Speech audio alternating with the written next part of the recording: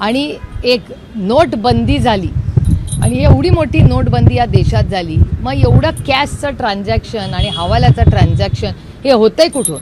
आणि हे जर होत असेल तर मला हा इश्यू माननीय आदरणीय निर्मलाजींपर्यंत पोचवायला लागेल, कारण का आदरणीय माननीय प्रधानमंत्र्यांच्या अतिशय जिव्हाळ्याचा विषय म्हणजे नोटबंदी.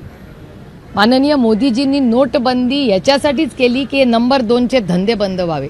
पण जर मोदीजींनी एक त्यांना लाईन दिली आहे, निर्मलाजी नोटबंदीबद्दल सातत्याने बोलतात, तर मग महाराष्ट्रामध्ये नोटबंदी न होता हे हवाल्याचे कॅश पैसे कुठून येत आहेत याची इन्क्वायरी झाली पाहिजे. आणि ही इन्क्वायरी मी माननीय अमित शहाजी आणि माननीय निर्मलाजी यांच्यापर्यंत जरूर पोहोचवणार आहे.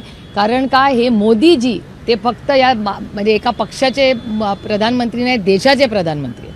जेव्हा नोटबंदी केली तर मोदीजींच्या नेतृत्वाखाली एखाद्या राज्यामध्ये एवढा मोठा हवालाचा रॅकेट होत असेल तर ही गोष्ट त्यांच्या सरकारपर्यंत पोहोचवलीच पाहिजे.